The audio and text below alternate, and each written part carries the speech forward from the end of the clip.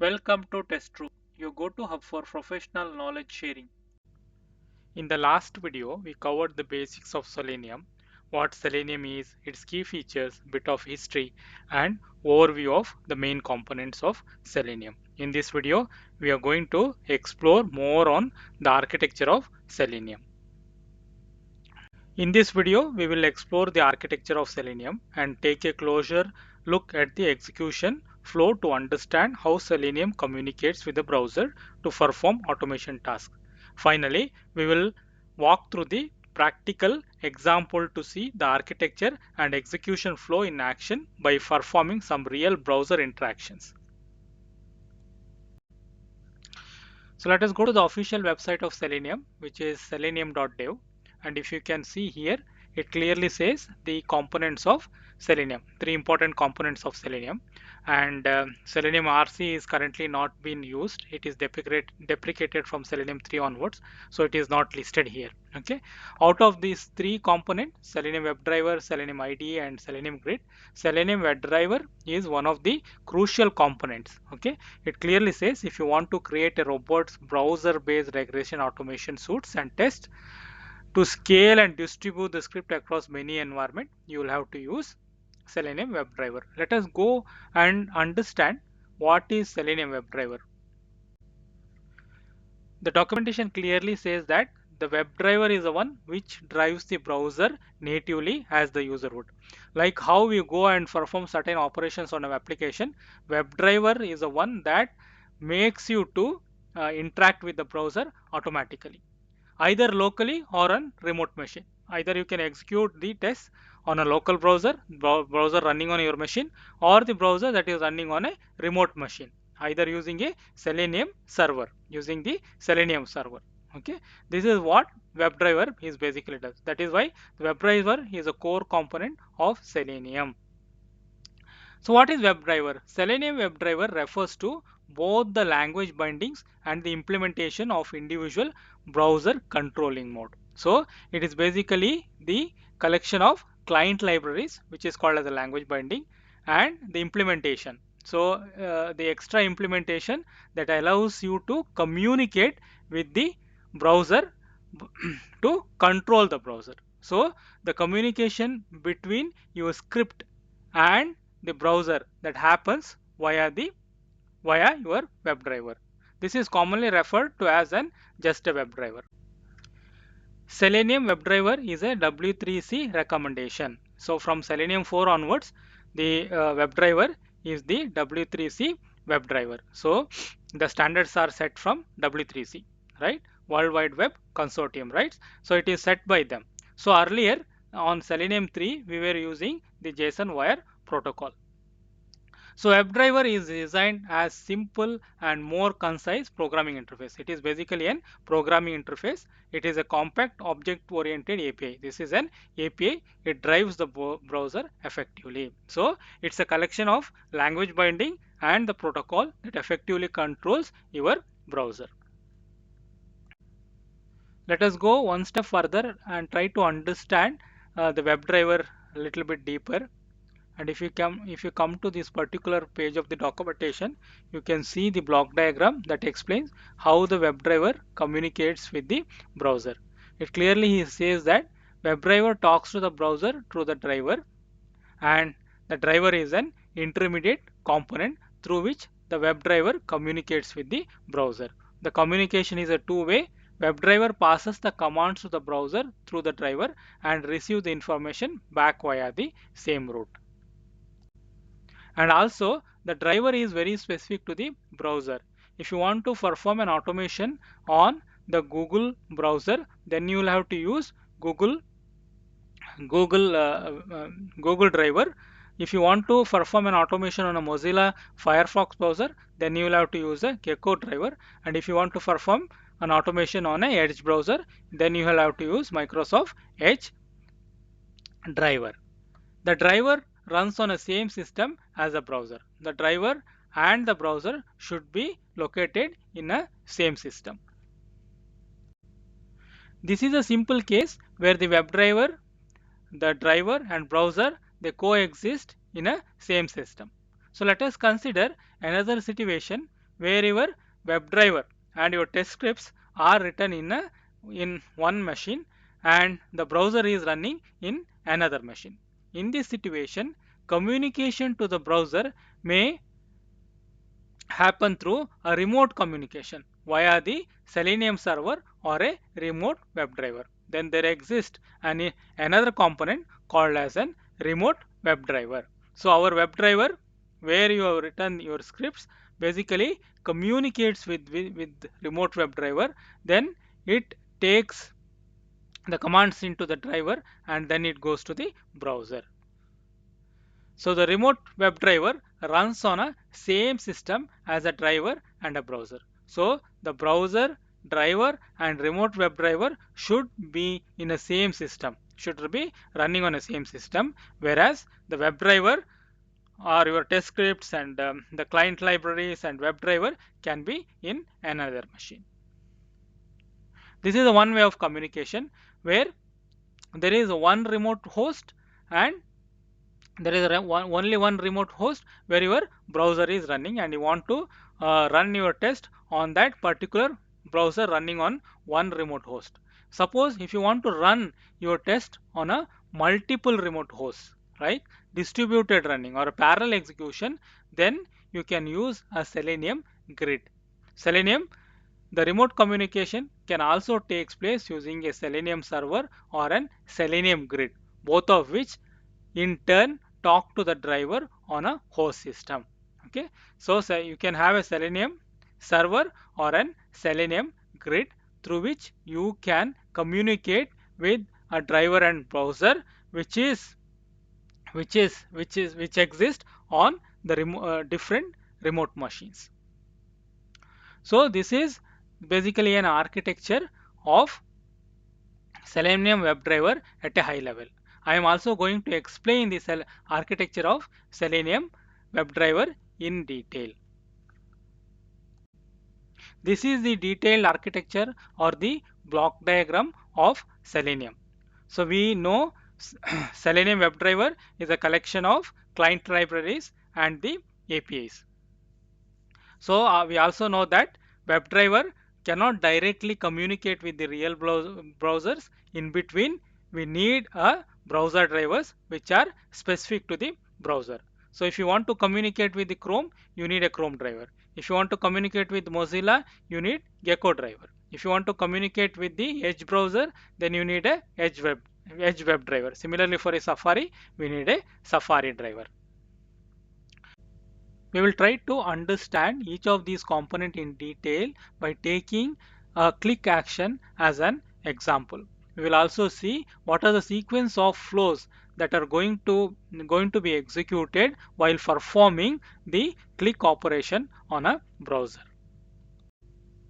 Browser driver is an intermediate component that lies in between the Selenium WebDriver and the real browser, okay, which is needed to translate the messages, translate the messages or a commands that it receives from the WebDriver, that is basically coming from your Selenium script, into the format that your real browser understands. Okay, if you see here, we have different kinds of browser drivers. So browser drivers are very closely coupled with the real browsers. The Chrome driver controls the Chrome browser, Gecko driver controls the Firefox browser, the Edge web driver controls the Microsoft Edge browser, whereas Safari driver that controls the Safari browsers. They are closely coupled with browser under test. And also they should be running on a same machine where your application is being tested, where your browsers are being tested, right? Browsers are being launched for testing. So that is very important.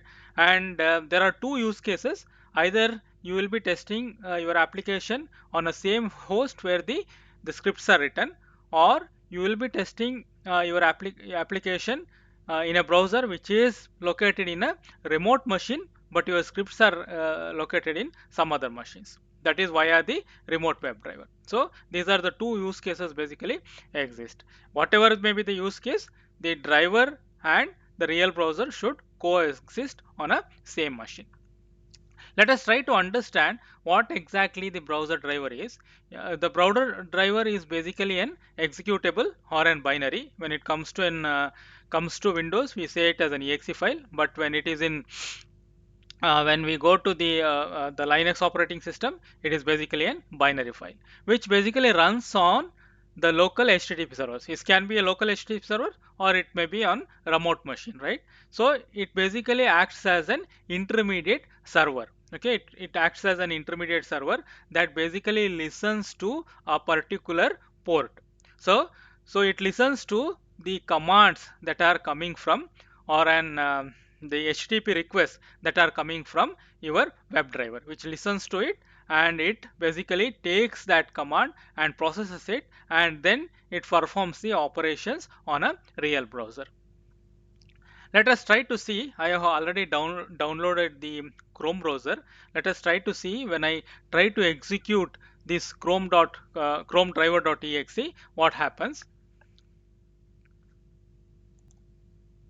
You can go to this particular website that is under developerchrome.com under Chrome driver downloads, or you can go to Google and just type Selenium Chrome driver. It will basically give the link. If you click the link, you will basically end up here. Okay, and so and also you need to check which version of the browser basically you are using, and you will have to download the same version of the Chrome driver.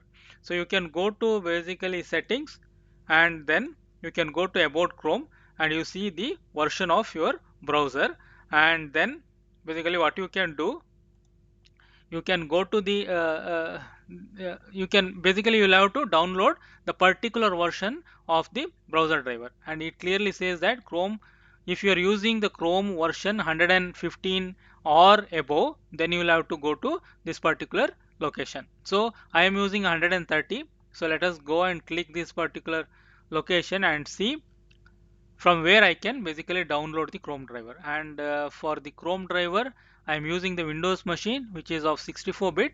I will have to copy this URL, and then you have to go to a browser and type, then it automatically downloads a particular driver, which will be in a zip file, and I have unzipped it. So I have unzipped I have downloaded the Chrome driver Windows 64 version, and I did an unzip of that. So so in this location I have the Chrome driver.exe. Let us go to the command prompt and try to execute this particular command, Chrome driver.exe. You see, its Chrome driver has successfully started and it is listening to a port 6005. So it will be under the local host with the port 6005. Yeah, if you go to this particular the local host colon 6005 where the Chrome driver is started, it prints something, but it says that this is an unknown command.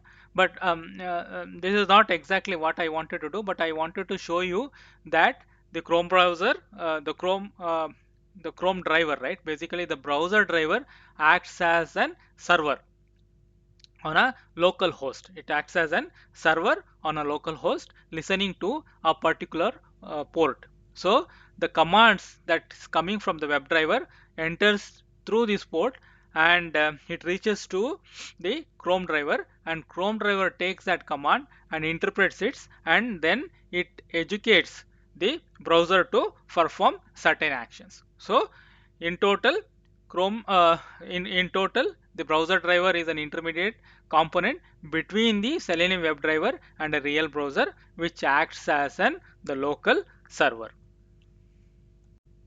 During the script execution, the WebDriver is the one who invokes the browser driver.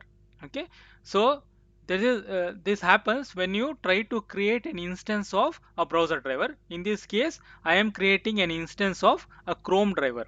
Okay, using this particular statement, WebDriver driver equal to new driver, which is of type Chrome driver. Okay, then Selenium basically identifies. Generally, you need to pass a path of your or an location of your browser driver to locate that. Otherwise, you can also set the location of the browser driver in the environment path variables. Once it locates the WebDriver, then it basically opens up the WebDriver exe or an WebDriver binary, and once it is done, the Chrome driver exe sets up an HTTP server that listens to a particular port for an incoming WebDriver commands from the Selenium.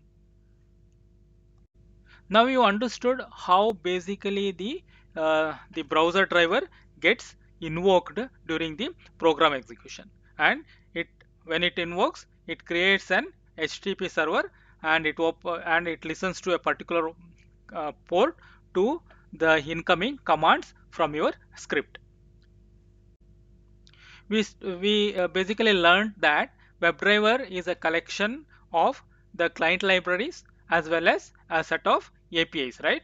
So the client libraries are the libraries that we use in our script to write our script. For example, like driver.click, driver.findElement, driver.getText. These are basically the functions that are exposed by these client libraries. So in your script, we use them, we call them in a sequence to perform certain operations on our end browser. How does the basically how does basically the client library works? That is what I am going to explain here, right? The client libraries basically process the commands. For example, driver.grep, driver.findElement, or driver.getText, and serializes them into a JSON payload.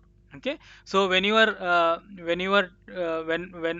sending an HTTP request, is basically an REST API, right? The communication between the WebDriver and the uh, and the browser driver happens via the through an HTTP request, okay, which is basically an API. For an API to execute, you need to have an endpoint. Along with that, you need to have an method like a get method or a post method, and you also need to give the body where that basically specify the what actions to be performed. For example, if you want to read a text, the body should say that I want to read a text. Reading, basically it is an get operations. So the method will be the get, um, but the payload specify what to read, what I want to perform. If you want to perform a click action, that is an the post operation. So you will have to basically tell that this is an post operation, and also you will have to specify the payload to perform that operation. You will have to basically say that which button to click, what to click, right? What element of your web you need to click. Huh? So all these parameters, right? All these the parameter that you send as a part of a body to the browser driver will be created by the client libraries. The client libraries goes through your script. For each of the action to be performed, it serializes those commands into a JSON payload. Serialization means encoding the commands into a JSON format according to the WebDriver protocol. So there are two protocols that is being used in Selenium. In the Selenium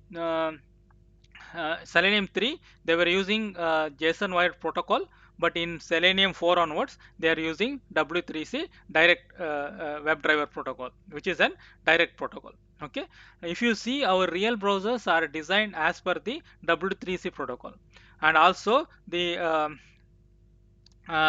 browser drivers also follow the W3C protocol. Now that is why they bought in Selenium 4 the W3C WebDriver protocol, so that there will be a direct communication. It is an standardized communication that happens between the WebDriver um to the browser driver, then into the browser. All of them basically follow the W3C protocol.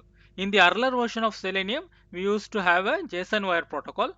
In that case, the whatever the command that coming from WebDriver used to follow the JSON wire protocol, and then the browser driver used to interpret into the format uh, like in a W3 format or a standard format that the browser understands.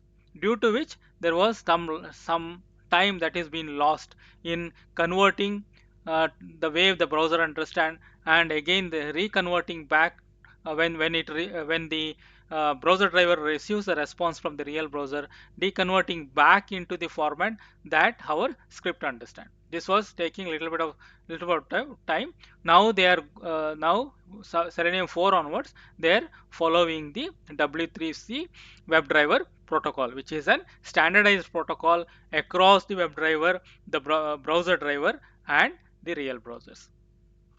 Okay, this is how it happens. Then it creates a JSON payload. That means it basically encoding the command, converting the commands, click command, for example driver.click command, into a format, into a JSON format according to the protocol that is been followed. Then it also set up the endpoint. It also gives the endpoint URL. For example, for a click operation, it may be slash click. Okay, that kind of an endpoint we will see. I will show you the practical example with an appropriate HTTP method. For example, any action that you want to perform, it will always be the post method. Any read operation, for example, get text, uh, get title, and these kind of operation, get kind of an operation, basically you will be doing the get call. This is what basically the client libraries, it is basically the operations of the client library. This is how the client library operates or work. So they convert all your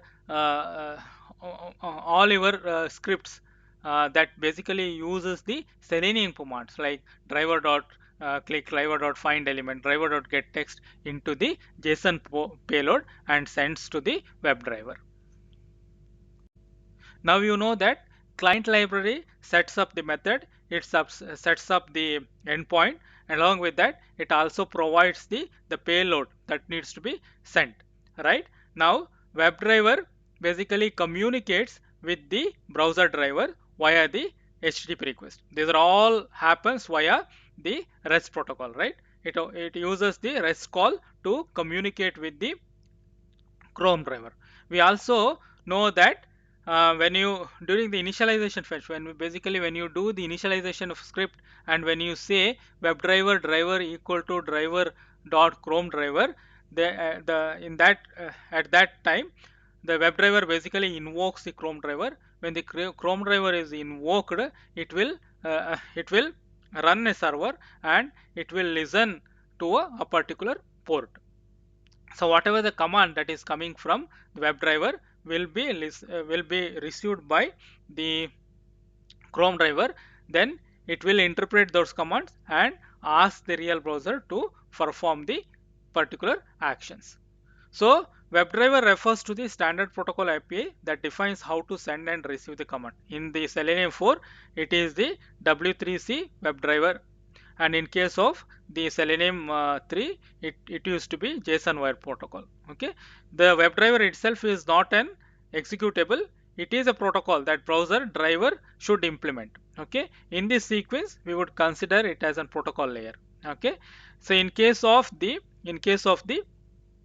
click command, the method will be the post method, and this is an endpoint URL. Along with that there will be a JSON payload, and the WebDriver basically calls this API. It basically invokes this API so that the request will land into the browser driver.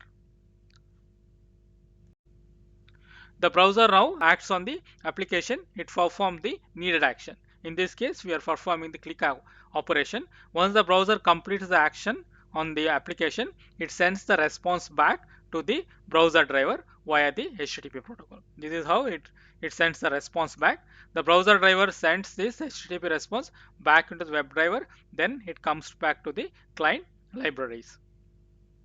Okay, the status code basically 200 indicates it's a normal HTTP status code. 200 indicates that it is successful, and along with that there will be a response body as well, right? The JSON formatted data that may contain the result of action or any error message. For example, if you want to perform a get title operation, then the browser performs that operation, and it basically sends back the title of your particular window. Okay, that will be coming as part of the response body. Now the client library basically passes this JSON, and it gives the data back into the test script for performing certain operation. It may be for performing an assertion and things like that. Okay, this is what I explained here. The client library then intercepts this response and passes it back to the test script, where it can be logged or used for assertion or for any other purpose. This basically tells the complete end-to-end operation, what happens when you write a piece of code and try to execute it, piece of Selenium script, and try to execute it. These are the sequence of operation that happens. Basically, you will be writing your test script using the client libraries. Okay, and before you start a script, you will always start the initialization, where you say that I want to perform my test automation on a particular browser, or I want to execute a particular test on a particular browser. That is where you are doing the initialization. During the initialization phase, the WebDriver basically invokes the particular browser driver. If it is a Chrome, it invokes the Chrome driver, and Chrome driver internally starts an HTTP server, and it starts listening to a particular port. For each of the function, um, the Selenium, the functions like driver.kick, driver.find element, each of these functions will be translated by the client libraries into a JSON payload. Um, Along with this payload, it also says what API is to be endpoint API to be used, and also the type of the method. Then it sends back to the WebDriver. Then a WebDriver basically calls this endpoint. It basically calls this API, and which goes to the Chrome driver. Then Chrome driver converts these commands to the way that the end browser understand, and it indicates the browser to perform that action. Browser perform the action, it sends back the response to the to all the way back from the real browsers, then to the drivers, then to the web drivers, back to the client library. Client library interprets this and sends these values back into your test script to do the further actions. Hope you understood the complete flow. Now let us go to the official documentation of W3C WebDriver.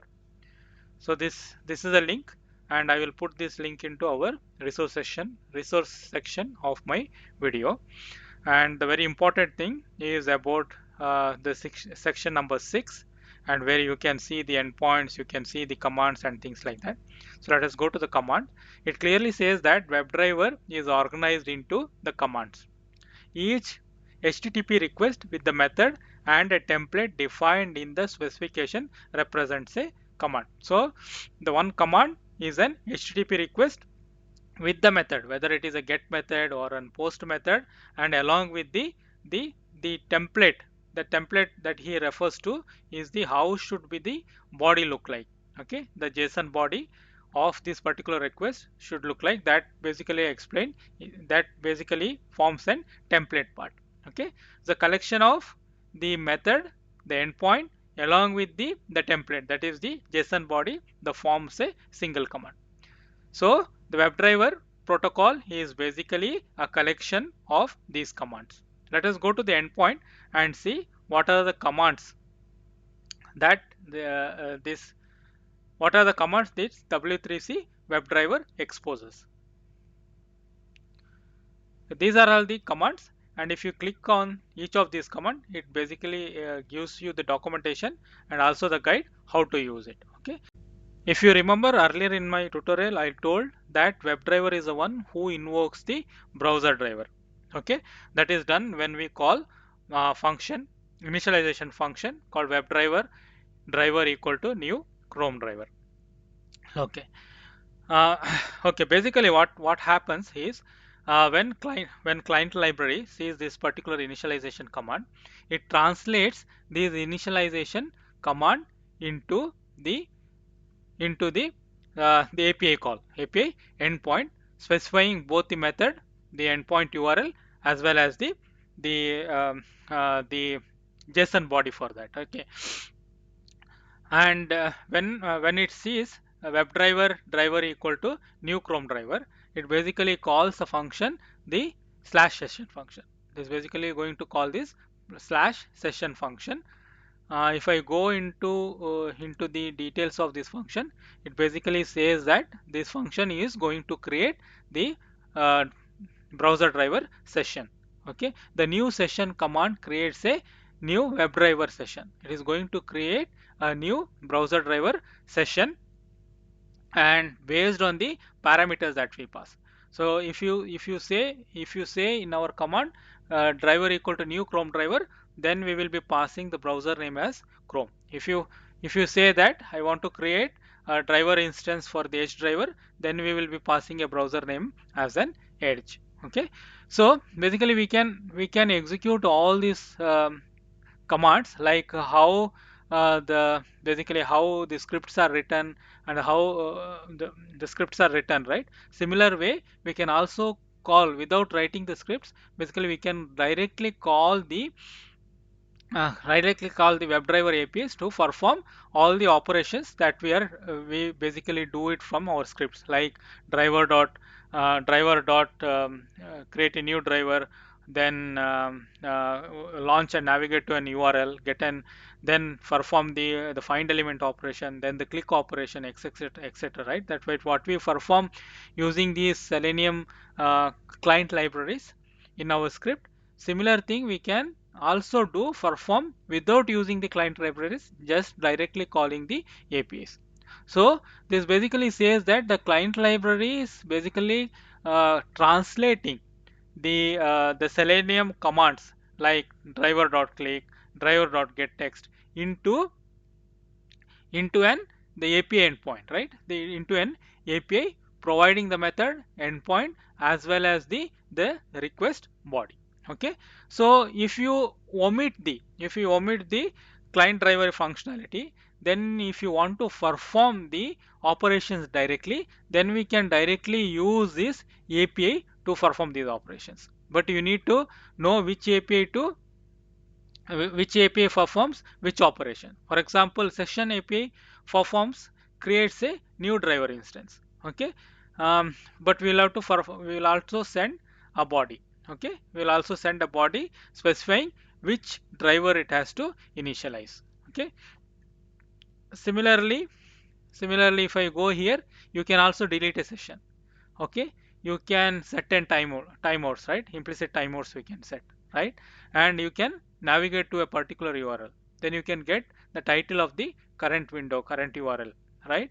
And then you can basically perform, we can maximize the window, then you can see here, you can minimize the window, maximize the window, full screen, then you can basically find the elements, right? You can do the find element functions, then all these functions, right? Whatever you perform by writing the script, same functionalities we can also achieve by calling the APIs. Okay, so I will also explain you how to call these APIs. Before that, see, this is only the partial API, right? This is only the partial endpoint. So endpoint contains the base URL followed by the operation, that is the address of the resource that you want to call, right? So the base URL is missing. So where can we find this base URL? This base URL basically you can find it by running the Selenium server. That is where Selenium servers basically plays a role. So if you go to the download section of Selenium website, there is something called Selenium server. Selenium server is needed to execute all these commands. If you want to execute the WebDriver commands, then you need to run the Selenium server, and from where you can basically from where you can basically run all your commands. Okay, so if you want to if I want to do any experiment without writing a script, but with using the WebDriver, I basically need an Selenium server, and I need to run the Selenium server to perform all these operations. Okay, first let us go and download this particular Selenium server, and yeah, you can by clicking this link you can go and download it. I already downloaded it into download into my PC. I will not go and download, which basically a jar file. And if I go to the documentation and if I see getting started, and it says that once you have downloaded your jar file, you need to have a Java 11 or higher to run this particular jar file. And if you already have the Java 11, and also if you have an browsers installed, I already have in my PC. I already have the Chrome browser. I have a Firefox browser, and I also have an Edge browser. For example, if you see, uh, I have a I have a Chrome, I have a Firefox, and I also have an Edge browser here. So I have three browsers installed. So browsers to be installed, and also you need to have a browser driver. I also told you how to basically download the browser driver. I only told how to download the Chrome driver because I will be working with the Chrome driver. For the later sessions, I will also we will also go and see how to download the Edge drivers and the Firefox drivers as well. Okay, so then once you have a WebDriver, you will have to set a path of the WebDriver. You can basically put a location where where exactly your web browser drivers are available, right? You can set it into your path variable. Okay, so you can go to environment variable, and then in the path you can append the path of your browser driver location.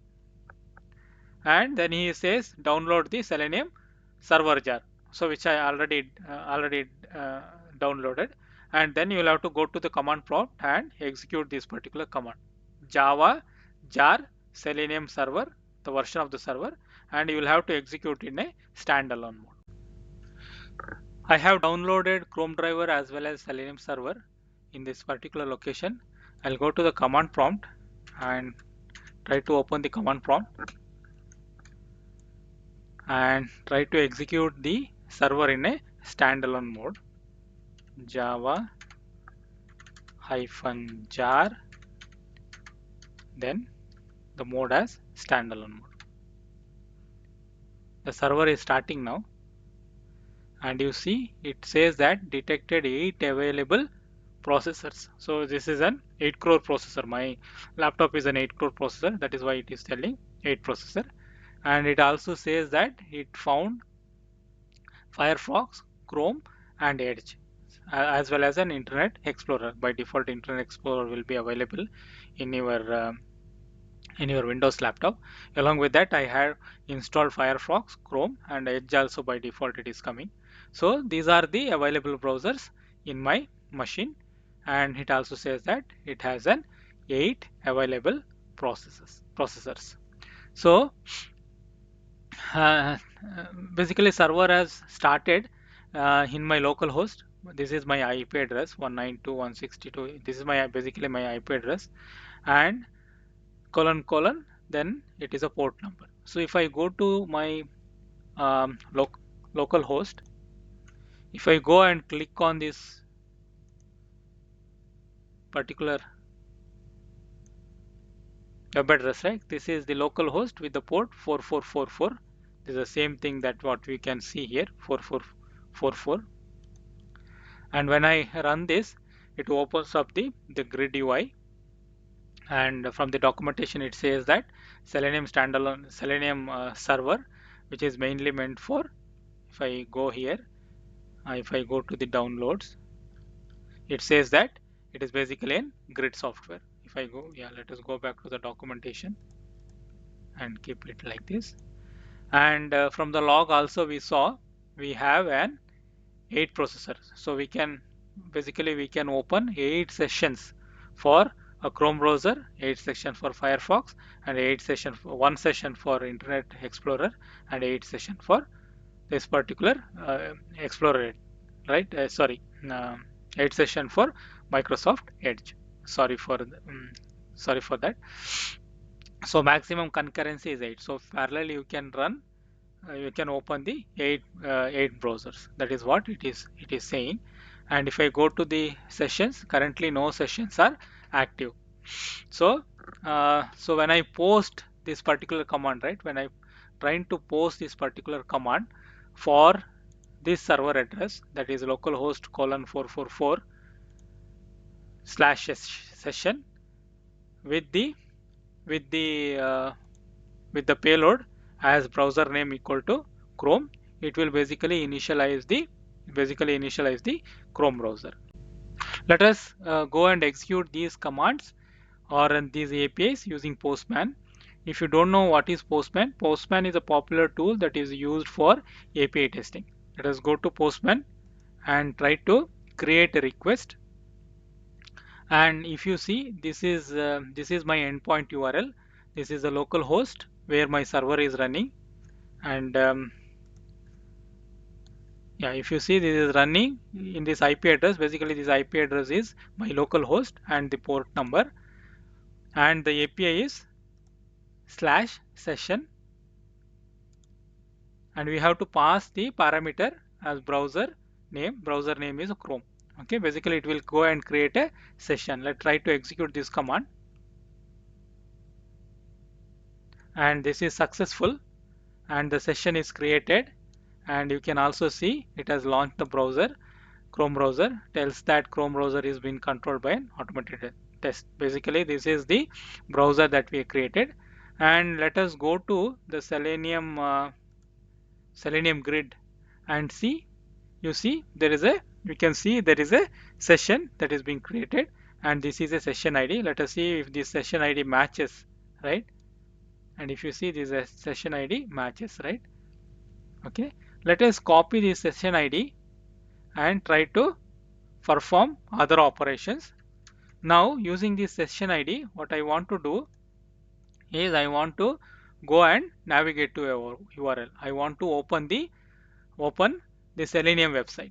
Okay, so if I go to the documentation, it says that you need to pass the payload as this. I have already created a request. You see, this is the endpoint URL, and this is endpoint URL. Session with the session ID and a URL, session with the session ID and URL, and you have to pass the session ID. I have already copied the session ID here. This is my session ID because that I got it from my previous request. And along with that, you have to pass the body as the URL that you want to open. Okay, try to execute this. It's 200. Okay, let us go to my Chrome browser and see it has opened selenium.dev. Okay, now I want to maximize this window. For that, I already have created this particular the request, which is again a post request. And here you see I am passing the session with the session ID window, that is to maximize, and I have to pass the proper session ID. My session ID is, this is my session ID. Okay, let us save this and execute it, and you see it automatically, this particular window got maximized. Now I want to get this window title, which is the Selenium, and for that I need to see which API to use. I go to endpoint and see here uh, title, right? Get title. I'll go this. Yeah, this is a particular endpoint. Okay, what I want to do before that, I'll go and basically duplicate this request, and up to session ID it is the same, and after that I have a title. I'll copy only title. From here I will take out these two things and one title, and this is the get request, and it don't need any body. I'll remove this body, doesn't need any body, but it needs a parameter which is a session ID. So I already have this session ID, right? I already have this session ID, but instead of this I will save this as title. Okay, I will save this as a title. Now what I am doing, I am trying to get a title with the get method. See, it gave me Selenium. That is what it matches with this, right? So in the sequence of operations, when you execute um, the test scripts, first you need to do an initialization, right? This initialization in a script we do basically calling a new driver. If it is a Chrome, you do it as a Chrome driver. That basically calls this particular API. The client library convert this command, the uh, driver, the web driver equal to new Chrome driver, that calls this particular API, and it converts that command into this particular API, and then the web driver calls this particular API by passing this as a parameter. So this then basically it invokes the instance of the browser. Okay, so after that after that the session will remain the same. So for all the other operation, this this session will be taken into consideration, and whenever you try to perform other operation like launching an launching or opening a new uh, the browser window, then getting a title, performing the click operation on this particular website, all these things will be done on a same session using the same session ID. Okay, this is how basically the Selenium works.